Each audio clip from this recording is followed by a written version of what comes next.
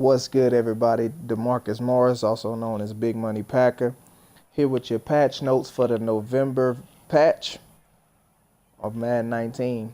We're gonna start it off with gameplay.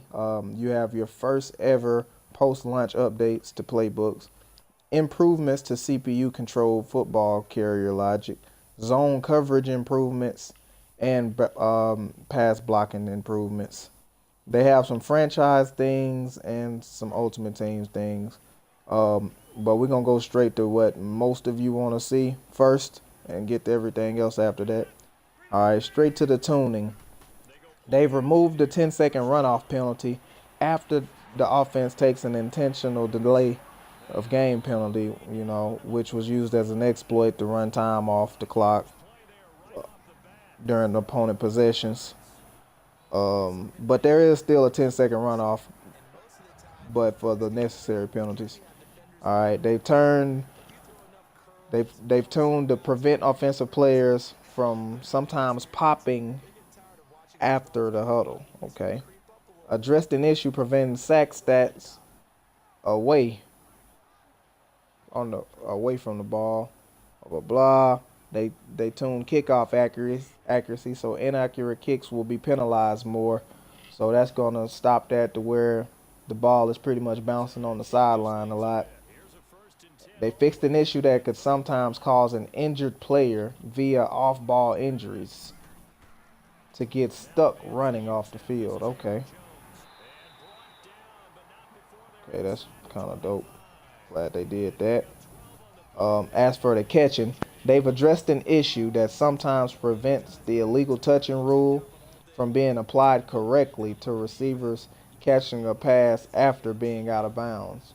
And I think that one's going to go both ways to where, like, sometimes a player's on the sideline clearly about to run out of bounds and it'll glitch him back in to catch it. And then there's another one to where your receiver will run out of bounds, reestablish himself inside before you throw the ball, and still ends up getting the illegal touching penalty. So I'm glad they addressed that. They've addressed the rare issue causing the incorrect catch animation to trigger when throwing late across the field. They fixed a rare issue where a fumble into the end zone recovered by the defender going out of bounds can be ruled as a touchdown instead of a touchback. All right, now to get into your real player motions, they've addressed a rare issue preventing the ball carrier from being ruled down correctly during a specific three-man reach animation. So that's sometimes they'll make the tackle and the guy pops back up running. They fixed that. They've addressed the issue allowing players to avoid an auto motion before the snap, which was also used as an exploit. That's like the motion to where the motion guy, when you use the auto motion and the guy comes straight through. All right. They made some improvements to the CPU ball carrier logic to decrease the frequency of drastic cuts and directional changes. So those moments to where you just kind of let the CPU run after a play, he won't just make these random cuts and end up getting caught. They've addressed rare cases where players get frozen onto the ground post play. As for your pass coverages, here go for you defensive guys like myself. They've added coverage logic for the deep half defender in cover 6. But yeah, like mostly all of the coverage updates and patches. This pretty much to where people don't just go specifically and just stand there in that exact zone. Like they're passing receivers off into the next zone. They just don't leave these gaps wide open. At least they're not supposed to, because I do know Madden have tried to address this before. All right. But the coverages they've added for the deep half defender in cover 6. They've added logic to cover 4 palms to more effectively cover streak routes. So, they're not leaving these huge gaps straight up the middle, as they shouldn't, because they're on the cover 4. There's 4 deep defenders. The cover 3 sky, the cover 3 match. They're going to cover play action crossers more to kind of help defend those cross plays that everybody's been pretty much complaining about. They addressed an issue that would sometimes cause the middle linebacker to blitz instead of playing his three receiver hook zone when using play big nickel over G, cover 4 quarters. So he's not. So instead of when there's nobody in the zone, instead of him just taking off blitzing, he's gonna continue to play that zone. All right, they addressed an issue causing the cornerback on cover 4 plays to stop playing his assigned zone when the tight end has been hot routed. And I know a few people was using that as an exploit too to move him out of this area. They've added coverage logic for cover 4 quarters and cover palms so that the defenders can more effectively cover corner routes off of pre-snap motion. They've added stuff to cover the flats, and if nobody's in your flats, they're supposed to play to the nearest person and work back to the flats. All right. They've addressed an issue causing cover 3 match defenders to strap across the field while trying to get aligned when using base align and big nickel over G cover 3 match.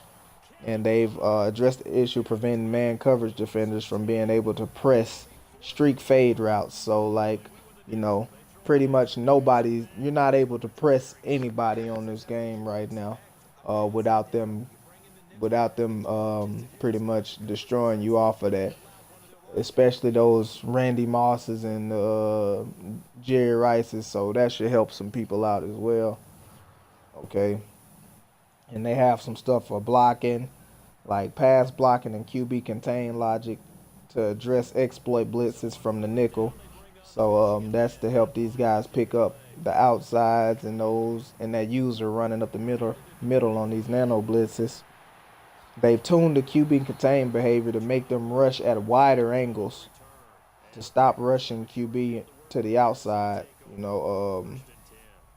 when they are unblocked due to an overload. So, like when people use the QB contain and run out wide and actually run wider than the lineman's radius that they used to block, the linemen are actually gonna try to help follow those defenders who are running out wide.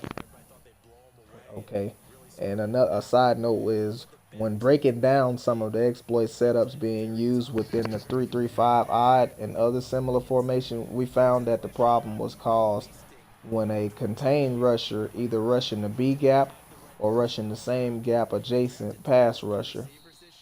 Since the design intent of the QB contain assignment is to counter QB scramble outside of the pocket while not being a passer, we have made some adjustments to support that intent. Okay, and but they've done a lot of things with blocking as far as user engages. They're making they address the issue causing your fullback to addressed an issue causing a blocking fullback on a halfback toss plays to sometimes target a defender on the backside of the play, which are people chasing you and running behind you instead of going out and getting in front of the play. So they fixed that. They've addressed more instances of pass blockers sometimes falling down at the snap when using hurry up offense as more cases. So your lineman will stop getting pancaked as much when you hurry the play up. And as for the PC updates, they've added the correct default button mapping the DS4 controllers. But anyway, the Ultimate Team update, the one that I'm excited about and a lot of other people are excited about because I don't always have a third. But they've added the option to play squads as only a duo. And how that will be done is when playing as a duo, you must select offensive and defensive captain roles. The responsibilities that were previously owned by the head coach, which was that third person you really didn't need, will now be controlled by the defensive captain. So the defensive captain will take on those responsibilities instead of you having to add an additional person that you really didn't need. But they've addressed an issue allowing defensive teammates in squads to interact with the defensive captain's pre-play adjustment menu. So you can no longer, the defensive captain makes all the calls now. You can't just get on a person and change his routes and his coverages. Additional online stability improvements. All right. They added a little note that says since launch, EA has done a good job updating content and fixing nagging issues. That said, there are still some lingering and legacy problems. But for example, sacks still aren't properly recorded in franchise mode, and sideline awareness can still be a little wonky for receivers.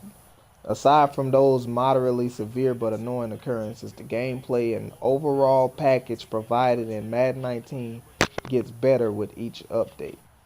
And they also want everybody to know that all updates are based upon the feedback of us.